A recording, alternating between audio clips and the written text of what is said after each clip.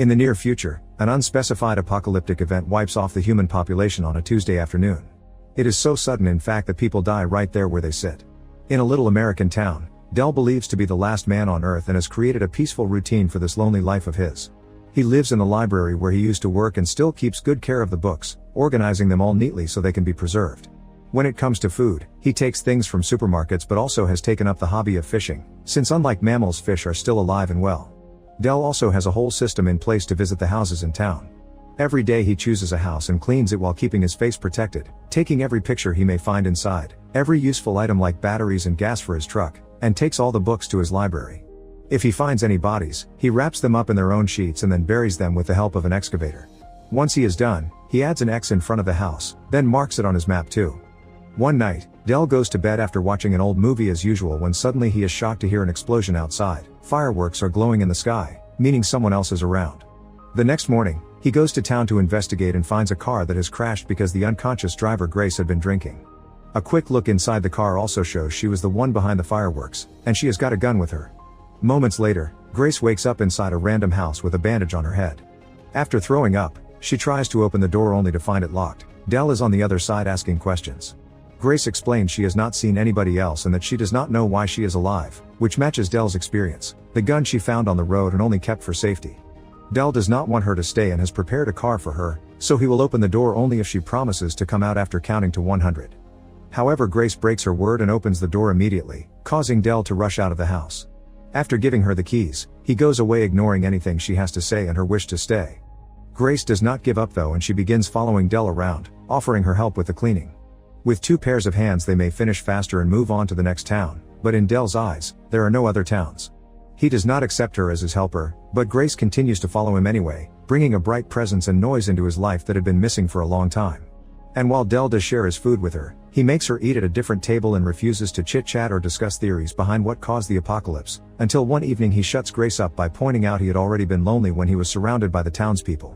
Seeing as she is not making any progress, Grace picks up her things and gets ready to leave, but as soon as she gets in a car, Del comes and admits he has changed his mind so she can stay for a trial period.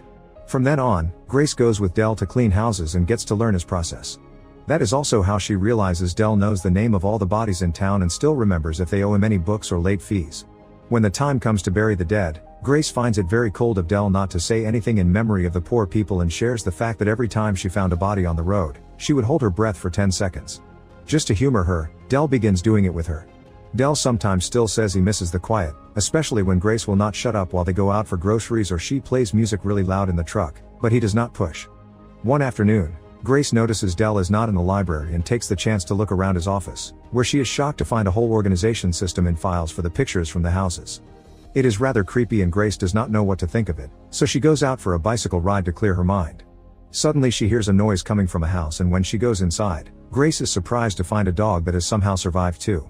She takes it to the library to keep as a pet, and while Del is not amused by this turn of events, he still offers some ideas for names, although in the end they still call it dog. Little by little, Del and Grace are becoming more fond of each other. They begin eating at the same table and Grace shares some stories of her childhood, like the fact she used to own 2 goldfish. However, she still does not dare to put her hair up because she does not want Del to see a mysterious scar on the back of her neck. A few days later, they find Dog in the middle of destroying a book. Frustrated, Del tells Grace to clean while he takes the animal outside, but when he tries to do so, Dog bites him. Grace helps Del clean the wound and stitches it up, but now Del is incredibly annoyed by the dog's presence, and the fact Grace showers it with affection does not help. The next morning, Grace wakes up to find the dog gone. She does not understand how it happened since she had tied Dog up, and while looking for it around town, Del admits he let the dog out to pee. It sounds like an excuse to cover the fact he got rid of it and Grace gets furious, so when they return to the library, she gets drunk and brings out the files with the pictures. While accusing Del of thinking people like objects, Grace reminds him that while he had been bitter and alone in his old life, she had been happy and lost it all. Del goes to bed with heavy guilt on his shoulders, so the following day he introduces Grace to his secret greenhouse and gives her permission to take care of the plants as an apology. He also indirectly calls the trial period over by allowing her to clean houses on her own, that way they will cover more ground faster. A new routine starts of them working together as equals and Grace begins helping with the meal preparation as well, yet she still keeps her scar hidden. She also finds a pair of walkie-talkies in a random house, which will allow them to stay connected even when they are apart. One afternoon, Grace finds a house that is not on the map, but as soon as she enters it, A furious Dell comes after her to tell her she should not be there. He does not want to clean this house, and that is how Grace realizes this is Dell's old home. When she points it out, Dell tells her of the first deaths he saw, which had been little kids in recess, then finally gives in and accepts to clean the house with her help. Burying his own mother is emotionally harder than taking random bodies, and this time Dell takes more than 10 seconds to hold his breath as a goodbye. Once they are done with Dell's family home, Grace finally admits there is something she has not told him, but instead of just saying it, she kisses Dell to put him to sleep. When Dell wakes up the next morning, he finds himself on the bed of the same house he had taken Grace to the first time. After grabbing the gun they left there, Dell goes downstairs and is shocked to find Grace having breakfast with two more survivors, Violet and Patrick, who Grace calls parents even if she does not sound too convinced. While looking strangely cheery, they explain to Dell that there are thousands of survivors living together as a community in California, and Dell just did not know because he never thought of leaving his own town to seek others, otherwise he would have seen the signs they have put up on the roads. Furious at the fact Grace has been making him feel like they were the last people on earth, Dell rushes out of the house and ignores Grace following him while explaining those are not her real parents. They are two adults that the community assigned to her as her new parents. They were not originally married either, and she thinks they are freaking crazy. Dell does not care. He pushes her away and drives back to the library, where he throws up all his pain. Meanwhile, Violet asks Grace to come back to California with them because she cannot do this alone anymore and they need to become a real family. Before the trio leaves, Patrick visits Dell at the library to invite him to come to California with them, since his skills would be very well received. There is a team of doctors that has come up with new ways to harness the complexities of the human mind, but since this speech does not impress Dell either, Patrick leaves after writing the address on a random book in case Dell ever changes his mind. Moments later, Grace leaves the town with Violet and Patrick, crying her heart out as she looks at her new parents' neck scars and remembers what is waiting for her in California. Dell tries to go back to his old routine, but now the loneliness and the silence are enough to get on his nerves, and he ends up channeling his frustration by throwing things at his old house. After a night spent dreaming of Grace playing old movies in the library, Dell decides to take out all the files with the pictures to describe what he sees. He remembers every face and their names, but also their occupations, their personalities, and their reading taste. As he realizes he was never truly alone and this lifestyle does not suit him anymore, Dell desperately searches the library for the address Patrick left without being careful with the books for once.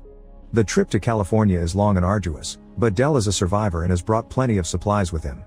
Whenever he finds a road blocked by other cars or he runs out of gas, he simply changes into a different abandoned vehicle and keeps going.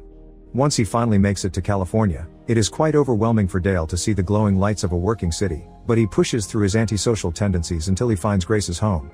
Patrick and Violet are around, so Dell waits until night falls and everyone goes to bed before grabbing the gun and breaking into the house. It does not take him long to find Grace's room, and the sight that awaits him is quite disturbing. She is connected to a machine that is putting her through behavior modification to forget about all the trauma caused by the apocalypse and the loss of her family. In fact, every person in this community has gone through the same treatment, since it is the only way they can move on and be happy again. Dell wastes no time and apologizes for his attitude before helping disconnect Grace from the machine. Luckily she is healthy enough to stand up and leave with him.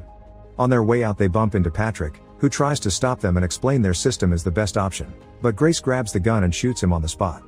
At that moment, Violet shows up and mentions she used to have a daughter, only to then continue with the same forced chill attitude as usual, meaning she goes looking for something to clean up the blood as if a body was just spilled milk. After picking up some supplies and Grace's goldfish, she and Dell leave the town while ignoring the people on the streets living their lives with manufactured happiness. Once they reach the road, Grace admits she is not sorry she shot Patrick, and Dell assures her that is fine while picking up speed to reach their next destination. Make sure to subscribe and turn on notifications so you can watch more videos like this. Thanks for watching.